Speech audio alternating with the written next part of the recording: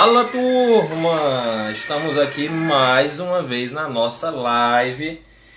Lives aí, muitos conteúdos para você que passou por sua faculdade, passou pelo seu curso de pós-graduação e aquele conteúdo que era necessário para você trabalhar com mais habilidade, oferecendo uma assistência mais segura, se tornando um profissional mais qualificado, você vê aqui. Você não vê na sua faculdade, muito menos na sua pós-graduação. E hoje estamos com uma excelente convidada, com um excelente conteúdo, tá? A doutora Kelly estará aqui conosco daqui a pouco, falando tudo sobre como é a atuação do enfermeiro no manejo do paciente grave, especificamente voltado para o paciente que está com quadro de hemorragia grave. Você não pode perder. A doutora Kelly estará daqui a pouco conosco, tá? Vou só dar uma ajustadazinha aqui, peraí, não sai daí, pelo amor de Deus.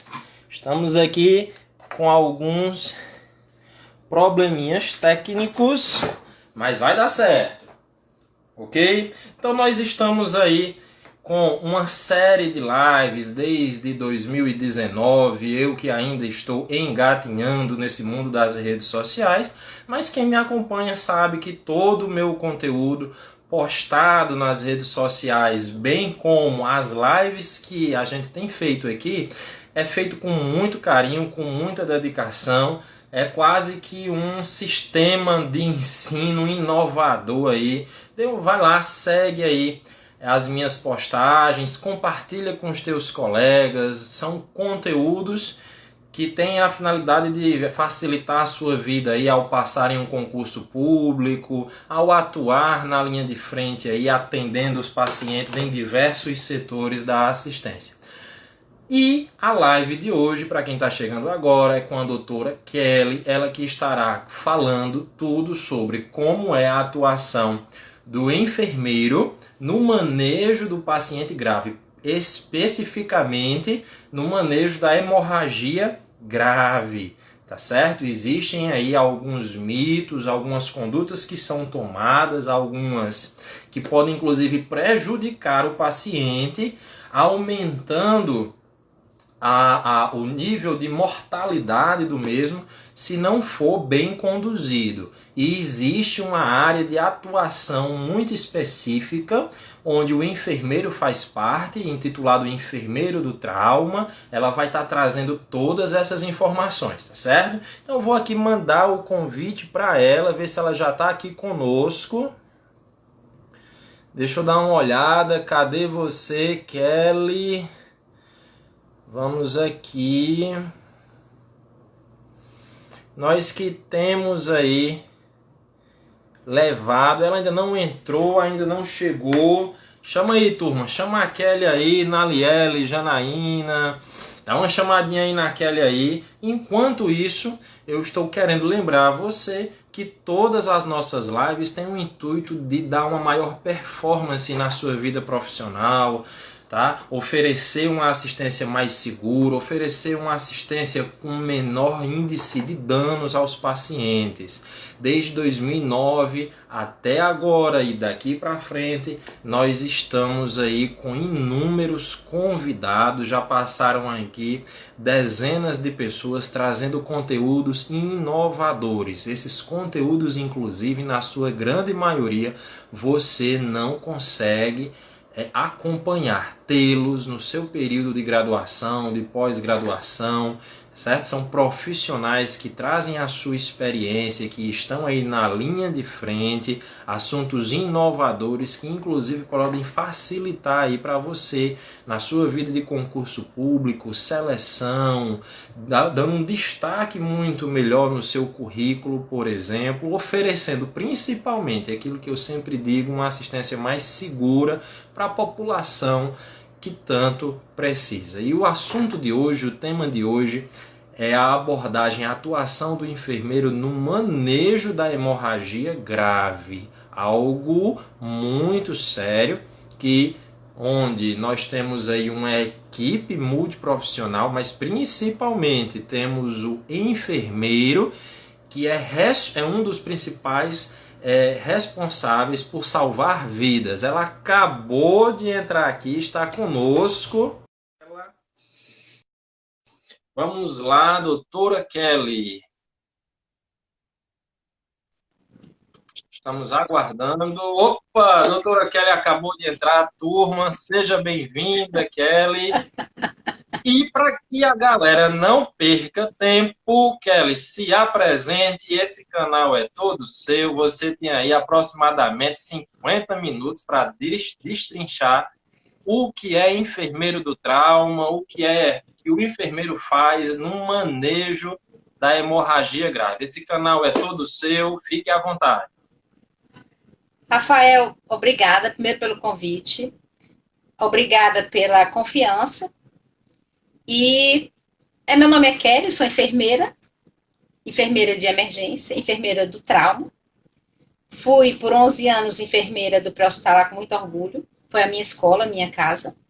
Hoje sou do IJF. Hoje não, há 8 anos sou do IJF, também minha casa e minha escola. Faz coisa do governo, minha casa e minha vida. E falar de hemorragia, assim, falar de enfermeira do trauma, a primeira coisa é falar de humildade, sabe, Rafael? Porque a gente tem que estudar muito. A gente não sabe de nada de trauma, a gente não sabe nada de choque hipovolêmico. E quando acontece isso, assim, aquela história, a gente escolheu estar aqui, então a gente tem que se preparar. Quando acontece um evento desse, uma injúria dessa com a pessoa, começa lá no pré-hospitalar. Tudo começa lá, porque a partir do momento que acontece a injúria, começa o sangramento, já que não vamos falar de choque hipovolêmico no trauma, quando começa essa cascata de eventos que se inicia logo segundos depois do trauma, aí que é acionado, começa desde a pessoa que aciona o pré-hospitalar, que o pré-hospitalar se prepara para ir para essa ocorrência, e a gente sabe que a gente tem as ambulâncias intermediárias, né, só com enfermeiro. Então, esse enfermeiro tem que ser enfermeiro do trauma, sim. É um enfermeiro que tem que se preparar para o que vai acontecer.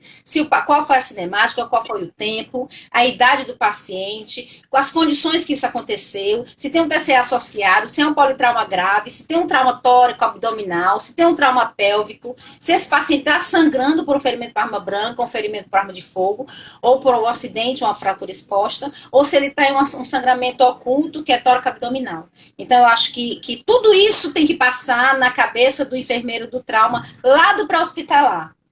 É óbvio que ele se estiver no UTI, ótimo, mas se estiver na intermediária, ele está sozinho, só com o técnico e o socorrista.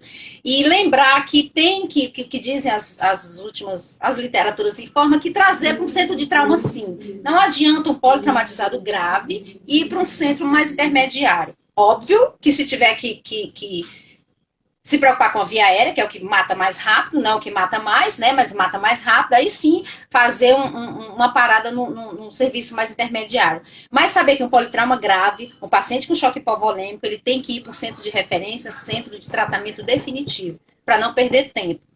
Então, acho que tudo começa no pré-hospitalar. E o pré-hospitalar tem que estar pronto para tudo isso e lembrar de várias coisas para poder ajudar o hospitalar. Porque quando a gente fala, por exemplo, da hipotensão permissiva, é um acesso para a hipotensão permissiva. Só que quando chega para a gente aqui no hospital, a gente precisa de 2 acessos calibrosos. Porque lá no pré-hospitalar a gente costumava dizer, quem tem um não tem nenhum. Então é melhor que tenha 2, para poder fazer o concentrado de hemácia, que é viscoso, é grosso, então eu preciso do acesso calibroso. Porque a gente começa a pensar só lá na hipotensão permissiva, e a gente começa a pensar lá no pré-hospitalar, que faz aqueles bolos de 250 para não hemodiluir o paciente. Então, assim, o enfermeiro do trauma, ele é um enfermeiro principalmente da ambulância. Então, ele tem que estar preparado para isso, não hemodiluir o paciente. Como evitar a coagulopatia, né? Não hemodiluir demais o paciente, não hemodiluir o paciente. Dê 2 acessos calibrosos, sim, que a gente precisa aqui, porque quem tem um não tem nenhum. Aquecer esse paciente, que é uma coisa que até no hospitalar é complicado, então, aquecer o paciente. Então, a gente controlar a hipotermia. O que o pré-hospitalar pode fazer? Controle de hipotermia, né? Controle de fluidos, fazer o astronexame, que graças a Deus nas ambulâncias agora tem, não tem todas, mas tem o transamin, para evitar a hiperfibrinólise, e trazer esse paciente com toda a história dele. Eu acho que assim, o que está casando agora é o pré com o intra, sabe? Que quando esse paciente chega, o que o pré tem que passar para a gente? Quando foi, foi, como encontrar o paciente, né? Que sinais vitais eles acharam naquele paciente no momento que encontraram o paciente e o que foi feito de intervenção. Para a partir dali, o que eu vou fazer depende do que o pré-hospitalar fez, do que eu vou continuar do que eles começaram, entendeu? Do que o enfermeiro do trauma do pré-hospitalar começou para o enfermeiro do trauma da sala vermelha. E falando em sala vermelha, como é a nossa realidade aqui? A sala vermelha tem enfermeiros e enfermeiras excelentes mas que são sobrecarregados, como toda sala de reanimação de hospital de trauma. Porque a vantagem do time de enfermeiros do trauma, que é o que eu faço parte agora há 2 anos, que esse paciente com choque hipovolêmico, esse paciente gravíssimo, ele é meu. Então, eu tenho uma equipe para cuidar dele, uma equipe específica para ele. E o enfermeiro da sala vermelha tem 8, 7 pacientes gravíssimos também. Até mesmo com outro choque hipovolêmico, mas tem grande queimado, tem TCE grave, tem intoxicação exógena, então é um enfermeiro sobrecarregado. E para paciente do choque hipovolêmico, ele precisa de um específico para ele, porque a gente não pode perder tempo. Não pode perder tempo para nada, tudo tem que ser feito logo. Então, assim, a importância do enfermeiro do pré-hospitalar. Ele vai passar para mim quanto foi feito de fluido, que hora foi a injúria, até porque até 3 horas dá para fazer o transamin, né, a dose de ataque mais a manutenção. Ele vai me dizer quais os sinais que ele pegou no início, como estabilizou ou não, porque aqui a gente tem um protocolo de transfusão maciça. Esse protocolo foi, assim, um divisor de águas. Não é nem para a gente chamar mais de protocolo de transfusão maciça, porque dá a impressão que eu vou fazer transfusão maciça nesse paciente na sala vermelha. E não é isso. Sim. É o MEG, né, que é o manuseio da hemorragia grave. Esse enfermeiro do trauma dessa equipe, o que ele faz? Ele articula todo um serviço para esse paciente ser atendido o mais rápido possível e de qualidade. Então, assim, eu recebo do pré-hospitalar todas essas informações e o meu protocolo vai ser disparado ou não, porque eles iniciam o protocolo deles lá, e o meu vai ser disparado ou não, dependendo dos critérios que a gente adotou no modelo europeu. Quais seriam os scores? Os nossos scores seriam uma frequência acima de 120, uma sistólica abaixo de 90, uma lesão penetrante e um FAST positivo. Se eu tenho esses 4 scores. Se 2 scores desses positivarem, a gente dispara o protocolo. Agora, sim, o protocolo ele é um norteador, ele não é uma receita de bolo. Esse paciente, se chega com a frequência acima de 120, mas ele chega com muita dor, se a gente tirar essa dor desse paciente, então eu perco um score e não disparo o protocolo. Ou eu tenho que saber se esse paciente está com a frequência baixa ou normal, chocado, mas ele faz uso de beta-bloqueador. Ou se ele é um atleta. Então, essas coisas é que o enfermeiro a gente tem que estudar muito, sabe, Rafael? Porque quando eu colho a primeira gasometria, eu tenho que saber que o cálcio interfere na coagulação do paciente, eu tenho que saber que o pH do paciente interfere, eu tenho que saber que o BES-X6 interfere, então o lactato interfere, a gente pega muito paciente também de rua desidratado, e que nem sempre você fazer logo o sangue vai ser o resultado, seria até hidratar logo, entendeu? Então, assim, eu acho que o que a gente precisa, o enfermeiro do trauma do pré-hospitalar, com o enfermeiro do intra, se conectarem e estudar mais, sabe? Porque é um mundo e esse paciente, o tempo é ouro. A gente sabe que nas 2 primeiras horas é aquela hora do óbito precoce, né?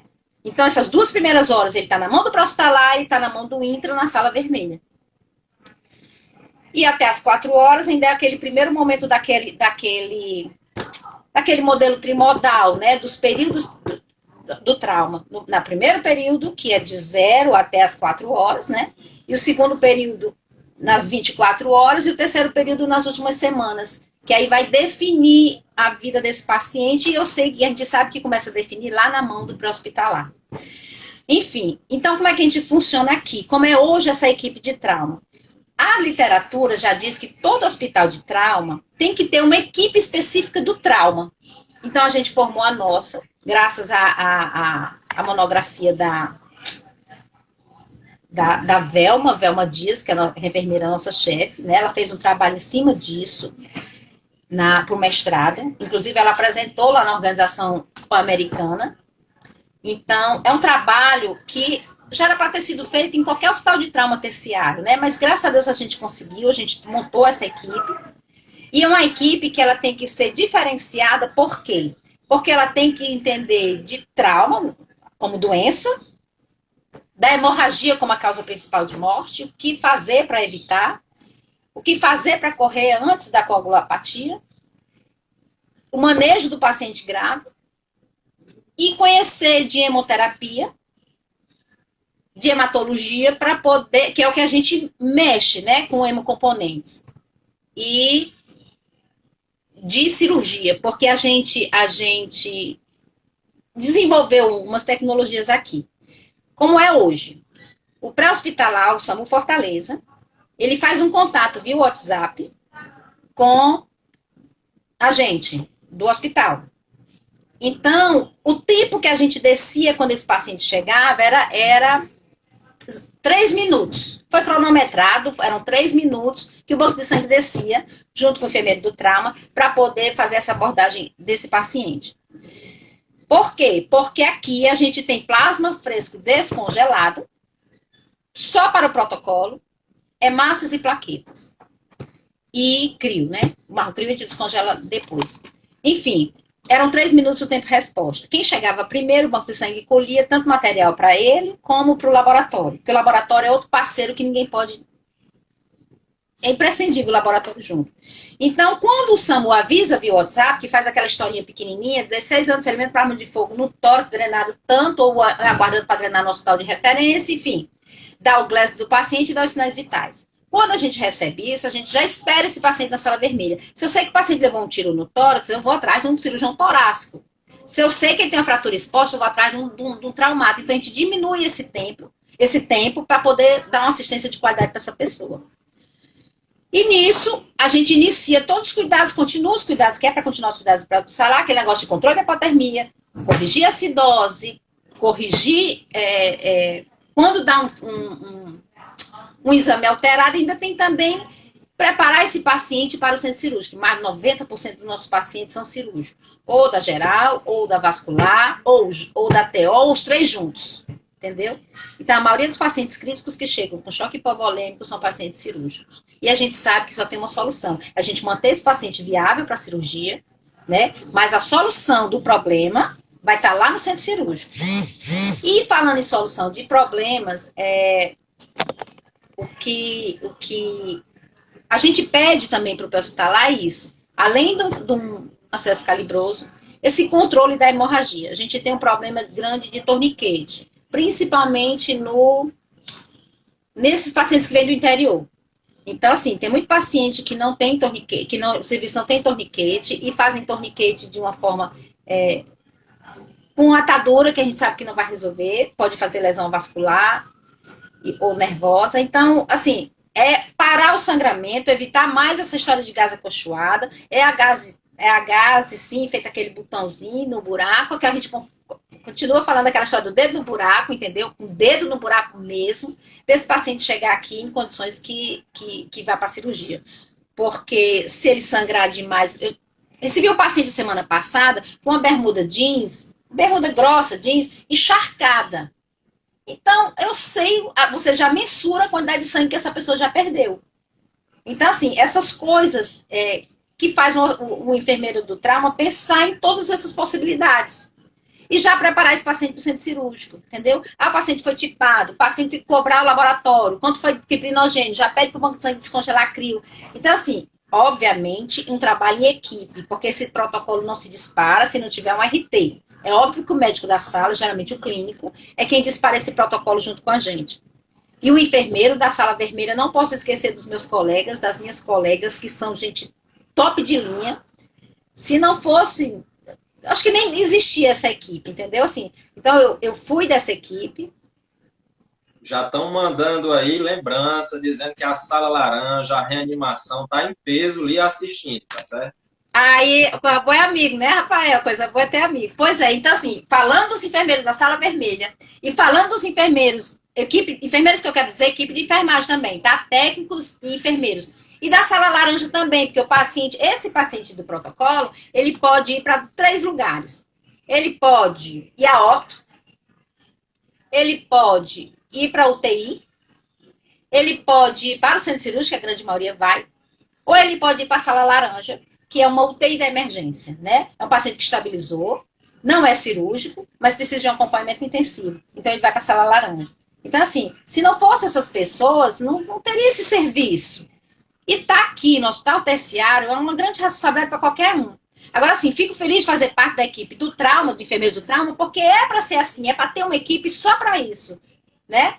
Então, esse paciente a gente faz esse manuseio da hemorragia grave, a gente faz uma interface entre laboratório, banco de sangue, equipe cirúrgica, equipe de anestesistas, equipe do laboratório, equipe das UTIs e equipe do centro cirúrgico, das unidades também, das unidades das enfermarias. Eu fui atrás de um PTM de ontem, o paciente teve uma lesão no braço por um acidente com maquita. Aí o que foi que aconteceu? Ele foi operado, depois sangrou bastante, veio do interior, tá? Então era uma lesão em membro superior que podia ter tido um torniquete. Mas enfim. Ontem ele foi para a enfermaria. Um HB de 7, né? Hemoglobina de 7. Hoje eu fui atrás dele, colhi uma gasometria com HB de 5. De boa que ele tava lá, entendeu? Nem espiné ele tinha. Mas quando eu vi esse HB de 5, aí eu fui atrás da equipe médica para resolver isso aí. Então, assim, esse paciente não teria esse terceiro momento com a equipe do trauma, se não existisse essa equipe, você tá entendendo? Então, assim, a gente recebe esse paciente, faz aquela interface no primeiro período, nesse período trimodal, e no segundo período e o terceiro período lá na enfermaria, porque o paciente de enfermaria, a princípio, está de boa, mas ele não estava de boa, ele não está de boa, entendeu? Então, assim, a gente tem melhorado o quê? A sobrevida desses pacientes, a gente tem melhorado o tempo-resposta desse tratamento, que é para ser 0 mesmo, é para estar esperando na sala vermelha, que também tem um rádio do SAMU lá, para fazer comunicação com a gente. Então, a gente tem melhorado... Oi? Estou reafirmando, certo? Pronto, a gente tem melhorado. O que é o resultado disso? A gente tem melhorado o tempo-resposta desse atendimento. A gente tem melhorado a qualidade desse atendimento. Porque antes a gente entregava um paciente muito grave no centro cirúrgico e hoje a gente entrega um paciente em condições cirúrgicas mínimas seguras para o procedimento. E a gente fica ainda lá com o anestesista nesse trabalho em equipe. Com o cirurgião também. Então, a gente melhorou o tempo-resposta, a gente melhorou a sobrevida desse paciente, a gente melhorou essa relação do que acontece na sala vermelha, porque quando é disparado o protocolo, vai para a fonia, né? Então, a fonia vai lá e coloca PTM na sala vermelha, sexo masculino. O que entende? O hospital inteiro entende que tem alguém sangrando na sala vermelha. Então, o cirurgião entende que ele provavelmente é dele, esse paciente. O laboratório entende que ela tem que colher. Então, todo mundo entende que esse paciente tem prioridade em ser atendido. Aí, por que sexo masculino? Porque a gente faz o O positivo, que é um protocolo, que é uma transfusão às cegas, né, até chegar aos exames. E quando é mulher em idade fértil, a gente faz o negativo, para evitar a doença hemolítica do recém-nascido, né? Então, assim, é um negócio que é para mobilizar o hospital inteiro, porque a nossa expertise é essa, paciente que sangra. É para ser assim, né? O IJF. Então, quando dispara esse protocolo, todo mundo liga as antenas e vai atrás de resolver. Então, assim, quando a gente começa a interfacear isso com o centro cirúrgico, com o TI, a colega já sabe que vai subir o PTM, então a colega já sabe, a colega do centro cirúrgico já sabe o que vai acontecer, o que ela vai receber, né? A UTI já fica sabendo que depois esse paciente vai para lá, a SR fica sabendo desse paciente. Então, assim, tudo corre como é para ser, no menor tempo possível, com maior qualidade, porque tem uma equipe só para isso, que é a equipe dos enfermeiros do trauma, sabe? Somos enfermeiros que tem, como eu falei, tem que estar nesses 3 campos, da cirurgia e da hemoterapia e da sala vermelha. Não posso deixar também de falar das colegas do Hemossi, porque as meninas vieram para cá para dar essa expertise, né? Elas estão aqui com a gente até hoje para dar essa expertise na hemoterapia, para dar expertise na recuperação intraoperatória de sangue, que é outra coisa que a gente faz. Aquele paciente, que é uma coisa, aqui é uma coisa pioneira, né? Graças à Velma, isso foi instituído, não só a ela, mas deve-se grande a ela, sim. A Velma instituiu essa recuperação intraoperatória de sangue, que é a Cell Saver, que só se fazia no HGF, nos transplantes, no Messejana, nos transplantes. Aqui fazia só nas eletivas da traumatologia. E ela colocou isso no trauma. Ela colocou isso no trauma tóraco abdominal fechado. Tem critérios para isso, né? Acima de 500 ml de sangue livre, a gente recupera essas hemácias. Então, aquele sangue livre que estava na cavidade abdominal, livre de lesão de alça, vai para a nossa máquina, a gente entra junto, a máquina aspira esse sangue livre, filtra, lava, centrifuga e devolve em forma de hemácia. Então, o paciente recebe seu próprio sangue, né? E isso tem salvado muitas pessoas. É para todo mundo, não tem mais. Antes era só para o testemunho de Jeová, o pessoal da Traumato, não. É para todo mundo que entra dentro do critério. A gente tem 2 máquinas aqui. Então a gente faz também essa recuperação de hemácia desse mesmo paciente. E devolve para ele ali na hora, entendeu? Bota a equipe, o anestesista já coloca, já devolve aquele sangue que iria para o lixo. Outra coisa que foi outro ganho é a tromboelastometria. É um exame que era também mais para o pessoal do transplante, né? E ele foi introduzido no trauma. Ele também tem seu protocolo, seu uso, mas eu já colho uma amostra. Na sala vermelha, já tenho essa amostra para saber como estava esse paciente antes de qualquer intervenção do hospital, né? Ou seja, esse exame ele mostra o coágulo, se ele é um coágulo firme, se é um coágulo friável, em forma de gráfico. E ele é um tiro no olho, porque eu falo sempre que é um tiro no olho, porque ele direciona. Você não precisa fazer aquela sopa de hemocomponentes se ele mostra que o paciente só está com queda de fibrinogênio, se ele mostra que o paciente está só com queda de plaqueta, se ele mostra que o paciente está só com déficit de fatores de coagulação. Então, a gente faz direcionado e os resultados são maravilhosos. E a gente tem esse resultado, sabe, Rafael? Porque tá com 2 anos que a gente está nessa equipe e tudo como diz a Poliana, não adianta fazer nada que não se mede, né? Não adianta fazer uma intervenção que não é medida. A Poliana falou isso e ela fala muito bem isso, sabe? Então, assim, a gente tem esses dados de todos esses pacientes que a gente acompanha, inclusive mortalidade que caiu. Outra coisa que mudou foi o perfil transfusional. Antes, quem mais transfundia no IJF? Centro cirúrgico. O paciente chegava muito grave. Hoje, quem mais transfunde é a sala vermelha. Porque é feito logo essa intervenção agressiva. Então, diminuiu do centro cirúrgico, aumentou da sala vermelha. E outra coisa muito boa é porque diminuiu o geral das transfusões do hospital de trauma do Nordeste. O maior hospital de trauma do Nordeste do Ceará, né? O maior hospital de trauma do Ceará, que somos nós, a maior referência, a única referência terciária, diminuiu as transfusões. Então, por que diminuiu? Porque a gente não tem? Tem. O Hemossi nunca deixou faltar nada aqui. Diminuiu porque a gente está fazendo intervenções que nem precisa transfundir. Ou se transfunde pouco, de uma forma mais segura, de uma forma mais responsável. Porque bem ou mal, você está expondo o paciente, né? Assim? E isso. Então, assim, é mágico isso, sabe? É mágico, porque você ter condições de trabalho, você ter uma equipe que está conectada com você, você saber que tem que pensar rápido, mas ao mesmo tempo tem condições de fazer alguma coisa. Problemas a gente tem, como todo mundo tem, como o SAMU tem, como a gente tem, mas é saber que isso é SUS, sabe, Rafael? A gente trabalha no SUS e o SUS tem dado... Com pessoas, né? Tem dado esse trabalho de qualidade para todo mundo, sabe?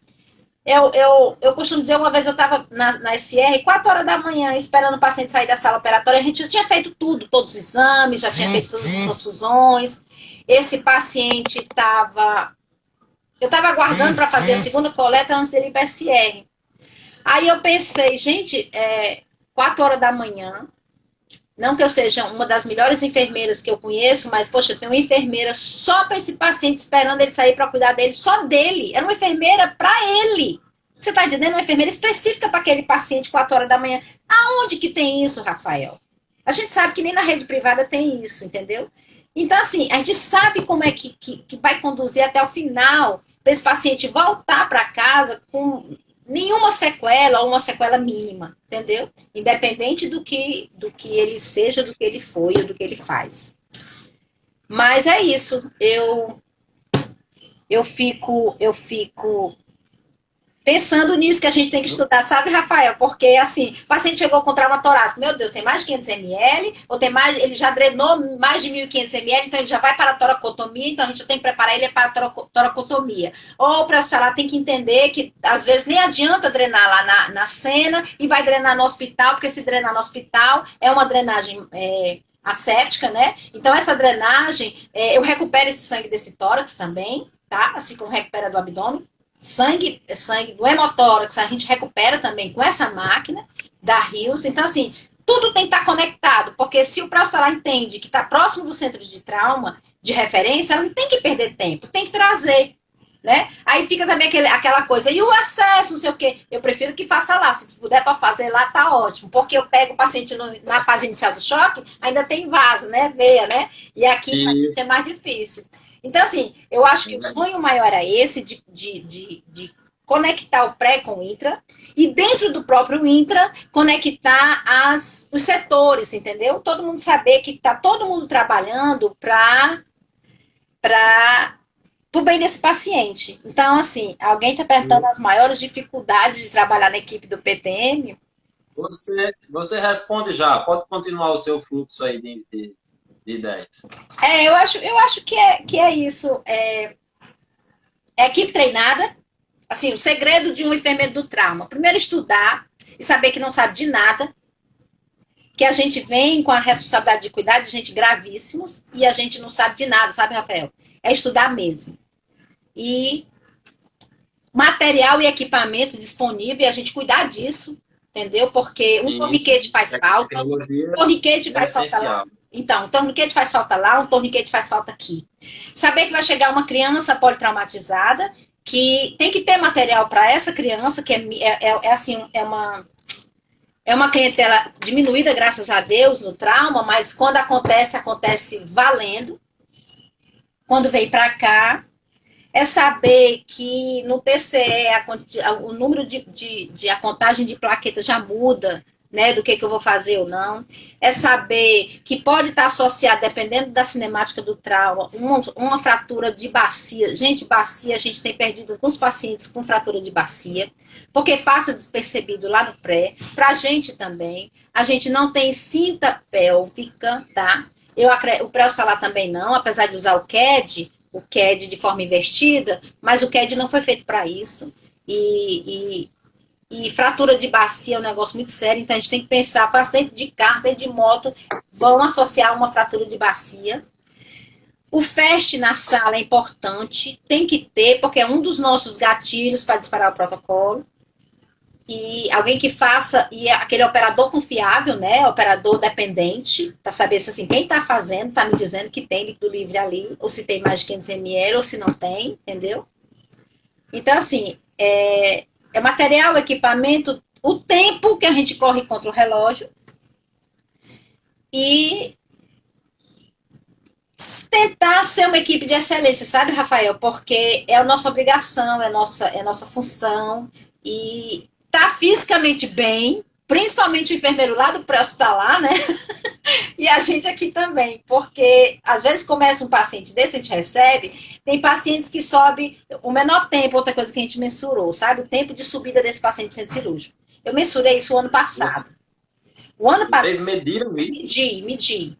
O ano passado, eu peguei todos os pacientes que entraram, mas eu peguei só 3 meses, sabe, Rafael? Que é o que eu tinha um registro no livro. Então, assim, o tempo de chegada dele e o tempo que ele entra em sala operatória. O menor tempo que nós tivemos foi 20 minutos para a cirurgia geral. E o pior tempo que nós tivemos foi 4 horas para a cirurgia da traumatologia. Então, a gente sabe onde é que estão os gargalos, onde é que estão os problemas, sabe? Outra coisa que a gente precisa saber é se o paciente, ele é grave, está chocado, mas espera aí, estabilizou, dá para fazer uma tomografia, porque ele tem uma lesão torácica, uma lesão abdominal, que não deu para ver bem no EFEST. Então, vamos tomografar, que é um exame de excelência também para o grande traumatizado. Então, dá para tomografar, vamos tomografar sim. Aí é esse paciente da tomografia que está estável, depois ele vai para a pequena cirurgia, então eu tenho que ficar de olho nele, porque o cenário muda. O sangramento pode aumentar, entendeu? Então é um paciente que a gente tem que acompanhar. E não é mais sala vermelha, não, ele é da pequena cirurgia, mas vai ficar sob observação. Aí a gente pergunta sob observação de quem, né? Porque um enfermeiro lá não vai dar conta de tanto paciente. Então é um paciente nosso. Então, assim, esses pacientes são nossos. Outra coisa que a gente faz como enfermeiro do trauma aqui são aqueles pacientes assim, que não são protocolo. Ele não chegou em choque hipovolêmico grave, e ele foi para observação. Então, é um paciente que está ali e você não sabe bem como é que ele vai evoluir. Então, a gente cola nos exames dele, a gente cola nessa história da tomografia, a gente investiga com os médicos qual o tratamento que eles estão pensando em fazer, e a gente já tirou muito paciente do corredor sangrando, com sangramento oculto, né? O sangramento abdominal ou torácico oculto. E já também aquela história de ver o paciente como um todo, porque já teve pacientes que chegaram aqui vítima de queda de moto, e ele foi tratado como tal, né? Politrauma, fez todos os exames e tal, e depois você descobre que ele tem um tiro, uma lesão por arma de fogo, bem na região lombar, que estava despercebida, que vinha sangrando, e o paciente choca. Então, eu acho assim, é um mundo todo para a gente ver. O paciente com choque hipovolêmico, ele pode não estar só com choque hipovolêmico, ele pode ser um grande queimado, ele pode ser um paciente intoxicado. Então, assim, é difícil, não é difícil, é uma responsabilidade muito grande ser enfermeira do IJF em geral, não só da equipe do trauma, mas você sabe tanto quanto eu como a gente tem que estudar, sabe, Rafael? E o que eu levo é isso, assim, se esse paciente tiver condições de voltar para casa, é o ganho da gente. Tanto que a gente da emergência, a menina da sala vermelha sabe, a menina da sala laranja sabe, todo mundo ali da emergência, da observação 1, 2, 3, todo mundo sabe que a gente é muito anônimo. Não sei se você prestou atenção, o paciente ele é atendido, então ele vai depois, é operado, vai para a UTI, depois vai para a enfermaria. Eles voltam sempre agradecendo o pessoal da UTI, que ali eles são estubados, né, eles acordam, e nas enfermarias eles voltam agradecendo aquele atendimento, mas eles não sabem que passaram pela mão das pessoas da emergência. Então nós somos assim, eu acho que é por isso que eu uso o meu gorrinho do Homem-Aranha, assim, ninguém sabe da existência da gente, e nem precisa saber, né? Contanto que a gente sabe que deu um mínimo de atendimento de qualidade para esse paciente. É interessante. Kelly, Oi. por falar nisso, pegando a ensejo, eu estou vendo que você está aí com um colete. Você Ah, pode nos mostrar? pronto. Esse colete foi uma campanha, tá, Rafael? Ó, quem sangra tem pressa. É uma campanha permanente da gente, da equipe do trauma. Esse colete Sim. foi confeccionado já com intenção de treinamento, sabe? Porque o que a gente quer? O que a gente não sonha não, porque a gente vai realizar assim. É treinar o Ceará inteiro. É treinar o Ceará inteiro no protocolo Transform Maciça, é treinar o Ceará inteiro no manuseio da hemorragia grave, que a gente não faz só o protocolo, como eu falei. O mês passado, Rafael, a gente fez 106 gerenciamentos. O que foi esse 106 gerenciamento? Não foram 106 pacientes, né? Porque a gente vai num paciente mais de uma vez. Mas nós fizemos em maio 106 visitas. Isso significa o quê? Que 106 vezes a gente estava de olho nesses pacientes, entendeu? Então, assim, é o gerenciamento como um todo, que é o serviço da gente. Não é só aquele paciente que chegou chocado na sala vermelha. Então, assim, quem sangra tem pressa é a nossa marca, é isso, porque não dá para esperar. O paciente com agolopatia grave, a gente sabe que ele não vai sair. Um paciente que chega com 3 scores, desses 4 scores que eu falei, é um paciente potencialmente sujeito a óbito, né? Um paciente que tem um alto índice de mortalidade. Então, a gente está correndo para isso, sabe? E como eu falei, o que a gente quer é que todo mundo entenda o que a gente entende, o que todo mundo pensa como a gente está pensando, entendeu como é? E Com assim, ajudar a certeza sala o índice de sobrevivência. como é? Com certeza fazendo isso, o índice de sobrevivência da população só tende a aumentar, né? Pois é, porque antes era assim, quando a gente pensa que o controle da hipotermia é tão importante quanto você instalar uma bolsa de sangue, é tão importante quanto você cuidar da acidose. Então, assim, o controle da hipotermia é uma coisa também que a gente. É tão simples os cuidados, mas que fazem a diferença na sobrevida desses pacientes, entendeu? Então é isso, a gente continua estudando, a gente se reúne para estudar alterações da, de exames do paciente, né? A gente estudar essa tromboelastometria que chegou e veio para ficar, que pode ser pedido na emergência esse exame, que em 10 minutos a gente tem a cara do coágulo, como é que ele tá, né? Diferente do laboratório que tem que centrifugar, né? Não tá mais nos 37 graus que é para estar e tal. E o laboratório tem 40 minutos para entregar esses exames, e a gente tem 10 minutos, né? Então, assim, é esse tipo de coisa que, se eu sofrer um acidente, alguém da minha família, eu quero que tenha isso, entendeu? É aquilo que, assim, que eu quero para mim, então eu faço, porque pode ser qualquer um de nós, gente. É o hospital mais democrático que eu conheço, é o JF, porque vem do morador de rua ao dono da marquise, né? Então é isso. Não sei. Com certeza. Bom, 40 minutos de excelente conteúdo, uma verdadeira faculdade, pós-graduação, mestrado, doutorado. Vocês estão vendo aí que a mulher conhece o que é manejo do trauma e principalmente o que é manejo de hemorragia, de frente para trás, de trás para frente, de todos os lados. Tivemos aí a participação de inúmeras pessoas, Kelly. Com certeza, até o momento, nós já tivemos aproximadamente 250 espectadores. Temos aí participação dos nossos colegas e ex-colegas do protocolo de transfusão maciça, Janaína, Naliel, a equipe do Nutran está aí nos assistindo, Poliana nesse momento, doutora Velma, doutor Daniel, que acabou de deixar uma mensagem aí, a Daniele, a equipe da Sala Laranja, da Sala Vermelha. Para quem não sabe, eu também fiz um pouco aí convivi um pouco com essa equipe, aprendi, continuo aprendendo, despertou bastante o meu conhecimento sobre a área. Ainda hoje continuo a sair da equipe, mas ainda continuo estudando, porque é um assunto que, quando você lê, você quer mais, parece história, né? Livro de história. Cada vez que você aprende algo. Quero deixar um abraço aí para a equipe do EMOS, em nome da doutora Luciana, né? Toda a equipe que faz parte aí. Você falou de assuntos excelentes que envolvem aí, por exemplo, a RIOS, a recuperação intraoperatória de sangue.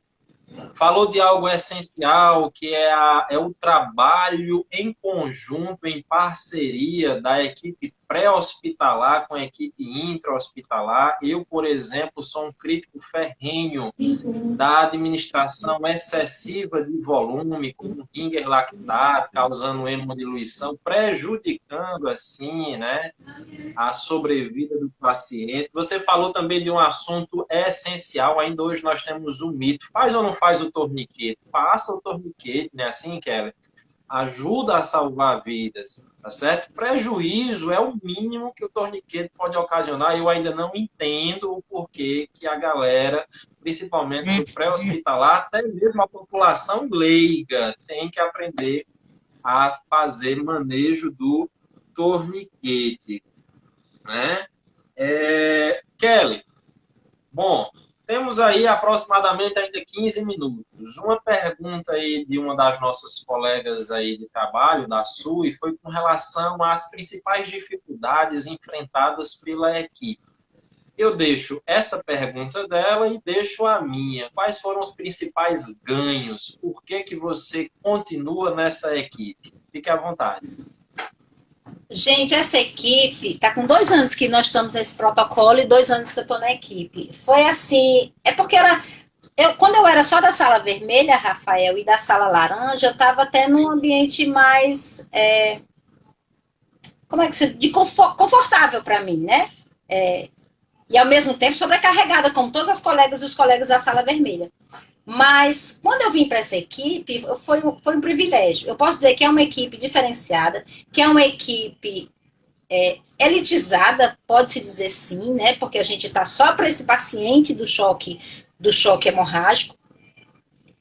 E estudar, né? Eu tenho a chance de estudar hemoterapia, de estudar, de entrar no centro cirúrgico. O centro cirúrgico só conhecia uma pinça no centro cirúrgico. Né? Eu continuo conhecendo só uma pinça no centro cirúrgico. Mas assim, eu tenho que entender os que é a Kelly, né? Eu tenho que entender os tempos cirúrgicos, se eu vou entrar, se eu não vou entrar com a máquina, né? Se tem como eu ajudar a equipe cirúrgica e a equipe de anestesia, né? E a colega do centro cirúrgico, eu acho que a gente é bem recebida no centro cirúrgico. As meninas do centro cirúrgico, elas entendem que a gente está na sala operatória, então elas podem ficar mais livres para cuidar das outras salas, né? Então, assim, eu acho que as meninas do centro cirúrgico também recebem a gente muito bem. Mas quais eram os nossos problemas no início? Era isso. Ninguém entendia o que a gente fazia. Por que uma hora eu estava na sala vermelha, outra hora eu estava dentro da UTI, outra hora eu estava dentro da SR, perguntando de paciente. Uma vez você perguntaram, disse assim, um menino de 16 anos, ele tinha 13 tiros. 13. Aí eu fui visitar esse menino lá na SR. Disse assim, tu é o que dele? Eu disse, enfermeira, igual você dele. Porque eu... Entendeu como é? A pessoa disse assim, tá fazendo o que aqui atrás desse menino, né? Então, assim, aí hoje não, hoje as pessoas... E é porque o hospital inteiro ainda não conhece a gente, sabe, Rafael? Mas, assim, a maior dificuldade, para quem perguntou sobre a dificuldade, era essa. De interfacear os serviços. Porque cada um toma o seu serviço como seu, e outra pessoa entra, ou ela tá para criticar, ou ela tá para se meter, ou ela tá dizendo que eu não tô fazendo meu serviço. Não é assim? Aí hoje não, eles entendem que a gente está ali com aquele paciente, a gente vai continuar o caminho com aquele paciente, né? Então, o pessoal da sala vermelha, eu acredito que no início também foi difícil, né? Porque dá a impressão assim, poxa, tem 2 enfermeiros, por que ela não me ajuda com todo mundo, né? Porque ali é pesado, viu? Mas não, hoje eles entendem que esse paciente do choque hipovolêmico, eles também não têm mais que se preocupar tanto, porque a gente está ali para cuidar desse paciente, tirar aquele paciente dali, porque o negócio é tirar da sala vermelha, ele tem que ter um tratamento, né? Ele não tem que ficar ali. Se ele chegou sangrando, é parar o sangramento de alguma forma, seja cirúrgico ou não, mas ele tem que sair dali. Então, a sala vermelha, a sala laranja também. E assim, nas enfermarias, as pessoas agora que entendem também por que a gente ainda vai nas enfermarias. Hoje a colega perguntou, mas por que você está aqui, né? Porque ele foi protocolo ontem, entendeu? Aí elas começam a entender. Então, a maior dificuldade é de relacionamento, sim. Dificuldade de material, sim, porque a gente também tem problema com torniquete. A gente também tinha problema com aparelho quebrado de gasômetro. A gente tem problema de aquecer o paciente, porque a manta térmica não está disponível para todo mundo. A gente usa só lençol e cobertor. Tem dia que a lavanderia não tem nem lençol, que dirá o cobertor. Então, assim, tem problema de relacionamento com o pré-hospitalar? Muitos. Eu já peguei briga grande ali. E é porque eu passei 11 anos lá, né? Então, assim, não que às vezes a pessoa vem já armada e ela diz assim, você não sabe como é lá. Não sabe nem... a pessoa chega para você, Rafael, que você também foi pré-hospitalar, diz assim, você não sabe como é na rua. Aí, às vezes, se você tá bem, você se cala, né? Se você não tá bem... Então, assim, tem problema de relacionamento? Tem. Não adianta dizer assim, é tudo lindo, maravilhoso. Não é. E a interação de outras especialidades, por exemplo, os médicos, os clínicos são os primeiros a receber, aquele primeiro atendimento da hora ouro é do clínico, né? Que não deveria ser, podia ser do cirurgião, do traumatologista, mas é do clínico, então ele segura a ponta ali. Então essa relação com o clínico tem que ser importante. Depois a relação com os cirurgiões, com o pessoal da traumatologia, entendeu? Aí, então, foram os nossos problemas. Mas vantagens foi aquilo que eu coloquei. Depois só veio vantagem. Agora, assim, ele tem que amadurecer muito. Esse protocolo ele pode mudar, ele pode ser melhorado, ele é só um instrumento que a gente utiliza, né? Que a gente vê, por exemplo, que os pacientes chocados, ele não tá, se ele não tiver em grau 4 de choque hemorrágico, ele não vai chegar aqui hipotenso, entendeu? Então, assim, será que só a sistólica abaixo de 90 vai ser um score confiável? Sabe? Assim, você também, HB boa, assim que ele chegou, lógico que ele vai ter hemoglobina boa, gente, porque a hemoglobina tá medindo uma coisa, e o sangue que tá perdendo é sangue total, entendeu? Então, tem coisas que a gente sabe que vai amadurecer esse protocolo, e a gente quer mais aumentar a nossa equipe, a gente quer divulgar esse trabalho para todo mundo. Então, por isso, assim, que eu queria mesmo conversar com você, para as pessoas entenderem que é um trabalho especializado, sabe? Assim, e é a nossa vida, tanto o pré como o intra, é o trauma. A gente está aqui pelo trauma, nós somos um hospital de trauma, né? E é isso, e dizer que eu agradeço a escola que eu tive lá no SAMU Fortaleza, a escola que eu estou tendo até hoje aqui, o que eu aprendi com os meus colegas e aprendo com os colegas da sala vermelha, com os colegas da sala laranja, com os colegas das observações. Olha, eu costumo dizer, Rafael, que aquele enfermeiro que fica ali no corredor, que o pessoal chama de observação 1, 2, chama um nome bonito para aquilo, é corredor. É corredor. O enfermeiro do corredor tem que ter sangue no olho. Porque o enfermeiro do corredor, ele não tem monitor, ele não tem oxímetro, ele não tem, às vezes não tem ciômetro. O enfermeiro do corredor, ele só tem o olho dele. Entendeu? E tentar imaginar quem quer socorrer primeiro com aquele monte de gente que tem ali. Então, assim, eu respeito o enfermeiro do corredor, porque ele não tem suporte nenhum. Ele também não tem um médico ali 24 horas, como a gente tem no risco 1, na sala vermelha, ou nos centros, ou nas UTIs. Então, ele é sozinho com a equipe dele, de técnico. Então, assim, eu acho que deve ser colocado isso, porque é um paciente. Ah, teve uma moça que chegou, caiu de 6 metros, estava de boa, foi pro corredor. Olha a cinemática do trauma, ela caiu na altura de 6 metros, Rafael. Tu imagina o que aconteceu depois, né? Como ela evoluiu, não precisa nem te dizer. Ela estava no corredor. Você tá entendendo? Quer dizer, é difícil, gente, é difícil, não é fácil. É o famoso enfermeiro raiz, né? É exatamente, é o enfermeiro raiz. E é o enfermeiro do trauma, entendeu? Isso é o que a gente quer, só divulgar assim, aquilo que a gente aprende, para dar mais condições para essa pessoa também ter mais ferramentas, entendeu? De assistência. Porque a gente não pode ficar só naquela de seguir uma rotina ou uma conduta médica. Eu não estou indo aqui contra o que o médico diz, pelo amor de Deus, mas Sim, é um trabalhar trabalho conjunto, né? junto com ele, porque eles precisam muito da gente e a gente deles. E o Com paciente. certeza. Você disse, você disse algo muito essencial, Kelly. É um protocolo, mas não é uma receita de bolo. Tem muita gente que entende isso. Você, às vezes, eu vejo colegas saindo da faculdade sendo mal orientados, até mesmo depois já de um certo tempo de trabalho.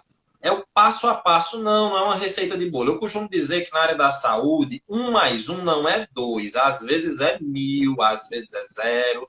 Então, tudo depende da condição clínica do paciente. Como você está dizendo, é um conjunto de fatores através de um trabalho, inclusive de uma equipe multiprofissional, não tão multi assim, porque geralmente na emergência, do pré e no intra, nós só temos a equipe médica e da enfermagem, às vezes tem a parceria ali também da equipe de laboratório, então, né?